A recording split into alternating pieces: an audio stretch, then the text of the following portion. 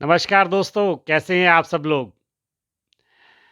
आपका प्यार, आशीर्वाद मुझे मिल रहा है मेरे वीडियोज़ में जो कमेंट इत्यादि पढ़कर मेरे को बड़ा अच्छा लगता है। हालाँकि मुझे बहुत अधिक आशा नहीं थी कि इतना भरपूर मुझे समर्थन मिलेगा मेरी वीडियोज़ पे। तो आज मित्रों मैं आपके सामने एक छोटी-सी कहानी प्रस्तुत करने जा रहा हूँ। बहुत ही एक तरह से कहना चाहिए अर्थपूर्ण ये कहानी है और आज की जो वर्तमान परिस्थितियाँ हैं ना, जिस समय जो समाज की हैं, 2 प्रकार के इंसान आज की डेट में आपको हर जगह देखने को मिलेंगे। तो कहानी के अंत में आप तय कर लीजिएगा कि आप उन 2 इंसानों पे कहाँ आप फिट बैठते हैं। मैं कहानी शुरू करता हूँ मित्रों। बहुत पुरानी बात है कि एक व्यापारी जो है, वो अपने घर से दूर व्यापार करने जब पहले समय में जाते थे, तो उस व्यापारी को अपने परिवार की याद आई। घर से दूर जो है वो व्यापार करने शहर में आया हुआ है।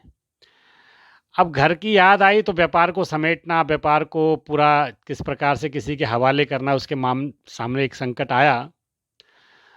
तो बहुत सोच विचार कर उसने एक कहना चाहिए एक हल निकाला, क्योंकि बहुत समय से परिवार से दूर था तो उसको लगता था परिवार ही सब कुछ है। और हमारे साथ भी आम तौर पे जीवन में ऐसा होता है कि कई बार ऐसा लगता है कि शायद अब परिवार ही सब कुछ है। सब जितनी जो ये कहना चाहिए फिजिकल वर्ल्ड है, तो इसके जो चारों तरफ जो चल रहा है ये सारा विषय एक बार समेट के परिवार के साथ कहीं दूर पहाड़ियों में किसी धार्मिक स्थान पे चल दिया जाए। तो उस व्यापारी के मन में भी यही बात आई और उसने एक हल निकाला। उसने अपना सारा व्यापार बेच कर उससे जो भी उसको धन की प्राप्ति हुई, उसने उस सारे धन को एक हीरे में परिवर्तित कर दिया था। तो एक हीरा खरीद लिया उसने। उसने सोचा कि मेरे गांव के नज़दीक जो साहूकार है, उसको वो हीरा देकर मुझे पैसे मिल जाएंगे। हीरा ले जाने में जो है वो अच्छा प्यार से ले जा सकते हैं उस हीरे को, कोई दिक्कत नहीं है, कुछ संभालने की कोई ज़रूरत नहीं है। तो जब वो हीरा लेके चल पड़ा तो साथ में एक व्यक्ति जो कि पेशे से एक चोर था, उसको लगा कि ये व्यापारी के पास कुछ है, कुछ ना कुछ ये लेके साथ चल रहा है।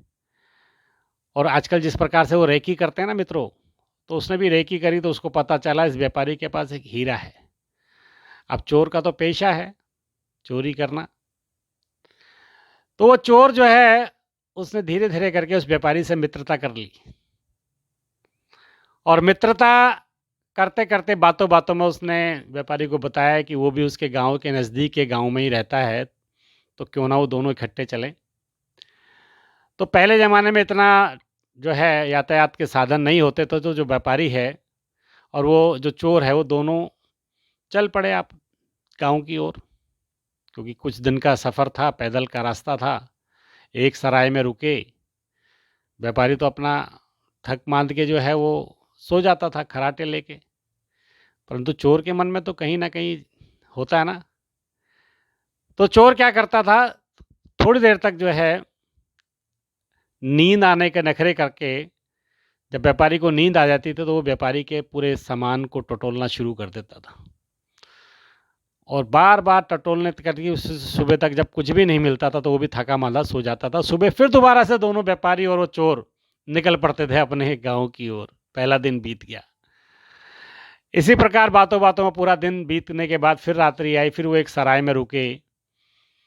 पुनः जो है चोर दोबारा से नखरे करके जब व्यापारी को नींद आ जाती, तो उसके पूरे सामान को टटोलता और टटोलता जो है वो काफ़ी थक मांद कर वो भी सो जाता। अब तीसरा और अंतिम दिन आया मित्रों। गांव के नज़दीक के सराय में दोनों रुके। तब तक चोर को समझ में आ गया था कि व्यापारी बहुत चतुर है।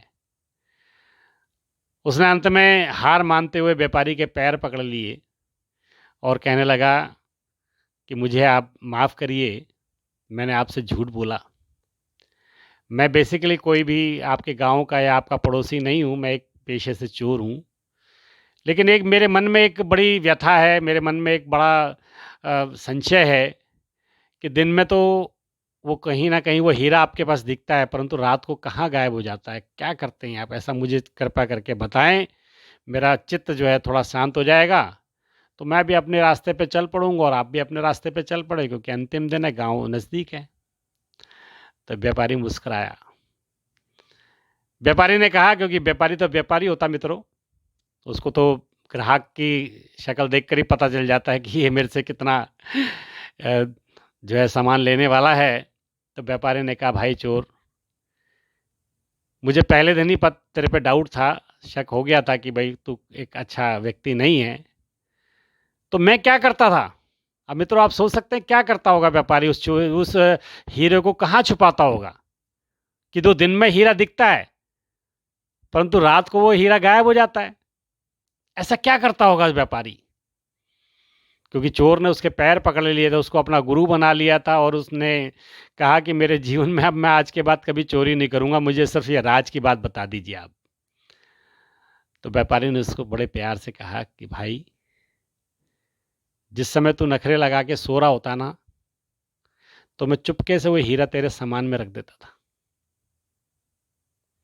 और चैन की नींद सोता था, क्योंकि मुझे पता था कि तू अपने सामान में तो कम से कम देखेगा नहीं और मेरे सामान को जो है जरूर टटोलेगा। तो ऐसी 2 दिन तक मैं तेरे को ऐसे ही मूर्ख बनाता रहा और तू अपने सामान को टटोलने की बजाय मेरे सामान को टटोलता रहा और मैं चैन की नींद सोता रहा।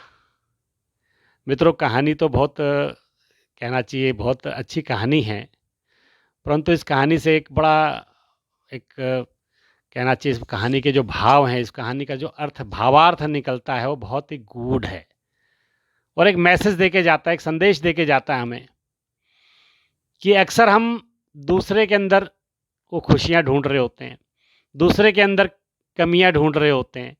हम सिर्फ दूसरे को ही देखते हैं, दूसरों पर ही सारा कंसंट्रेशन अपना दूसरों पर ही रखते हैं, परंतु अपने सामान को, अपने टैलेंट को, अपने जो आप एक छिपी हुई जो आपके अंदर जो एक प्रकार से जिसको कहना चाहिए प्रतिभा है, उसको हम नहीं देखते। हमारा प्राय ज़्यादातर समय दूसरों की गलतियां, दूसरों की खुशियों के अंदर खुशियां ढूंढने में ही लग जाता है और हम अपने अंदर की खुशियां, जो हमारे अंदर की जो खूबियां हैं, प्रतिभाएं हैं, वो ऐसे के ज्यों की त्यों रह जाती हैं। तो मित्रों, 2 प्रकार के इंसान, एक वो व्यापारी जिसको पता है कि मैं सुरक्षित हूँ, मेरा सामान सुरक्षित है और मुझे अपने अंदर ही देखना है, और दूसरा चोर जो दूसरे के सामान को टटोलता रहता है। वो व्यक्ति भी एक प्रकार से कोई ना कोई एक समाज के किसी ना किसी वर्ग का प्रतिनिधित्व करता है। तो छोटी सी कहानी है, कहानी से बहुत एक गूढ़ जो है वो निकलता है मित्रों, कि प्रयास यही करें, अपने अंदर की छिपी प्रतिभाओं को, अपने अंदर की छिपी हुई खुशियों को ही हम ज़्यादा कंसंट्रेट करें दूसरों के बजाय, तो निश्चित रूप से मुझे लगता है आपको फिर और किसी की आवश्यकता नहीं पड़ेगी। तो इसलिए कहते हैं ना कि स्वयं को देखें, दूसरों को देखने के लिए तो बहुत लोग हैं।